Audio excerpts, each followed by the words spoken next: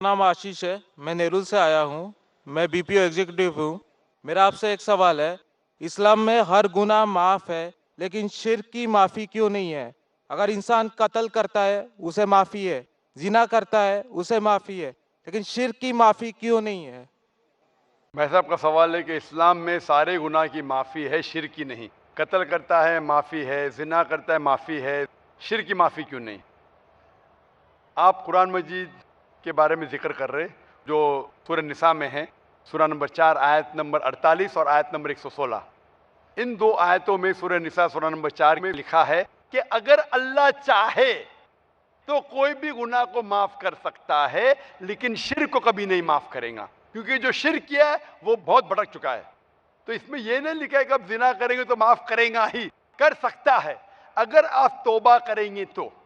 अगर आप तौबा करते कि मैंने जिना किया हूं, मैंने कत्ल किया हूं, मुझे माफ कर दे और इंशाल्लाह मैं आइंदा नहीं करूंगा, तो अल्लाह माफ करेगा। उसी तरीके से शिर्क भी, अगर आप शिर्क करते हैं और अल्लाह से माफी मांगते हैं कि मैं अगली बार शिर्क नहीं करूंगा, तो अल्लाह शिर्क को भी माफ कर सकता है। लेकिन शिर्क की हालत में मरेंगे तो माफी नहीं है। आप मुशरिक जैसा मरेंगे, शिर्क करते हुए मरेंगे तो माफी नहीं।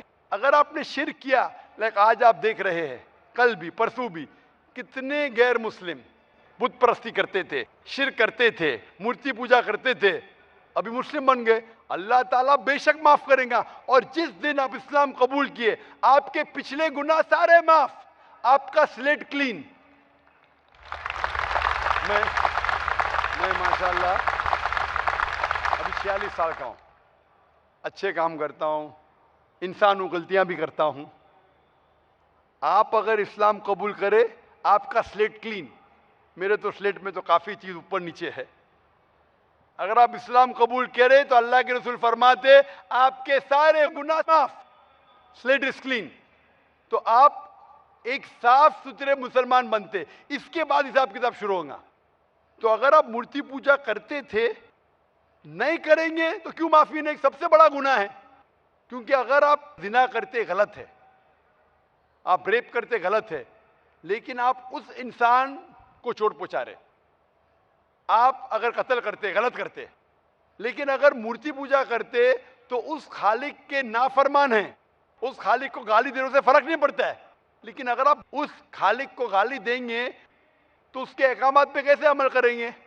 आप उसके बताए रास्ते पे भी नहीं चलेंगे, आपका नुकसान होगा। तो आपके नुकसान को रोकने के लिए खुदा कहता है कि मूर्ति पूजा मत करो। कि मूर्ति पूजा करेंगे तो आप उसके जो अहकामात पे अमल नहीं करेंगे, आपको नुकसान होगा, उसके साथ साथ और भी गुनाह करेंगे। इसीलिए मूर्ति पूजा करने वाला सबसे ज्यादा बहका हुआ इंसान है।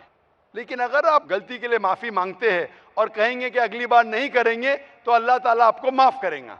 मैं पूछना चाहता हूं, आप मूर्ति पूजा में मानते हैं भाई साहब? जी। मानते हैं? क्यों, आपको लगता नहीं गलत है? आप क्या हिंदू है? जी। आपके मजहबी किताब में लिखा है, छंदों के उपनिषद में चैप्टर नंबर 6 अध्याय नंबर 2 श्लोक नंबर 1, एकम अद्वितीयम, खुदा एक है, उसके अलावा कोई नहीं है। लिखा है श्वेता श्वेता उपनिषद में अध्याय नंबर 6 मंत्र नंबर 9, नाचस्य कसी जनिता न चदीपा, उस ईश्वर, उस भगवान का कोई रब नहीं, उसके कोई वालदेन नहीं।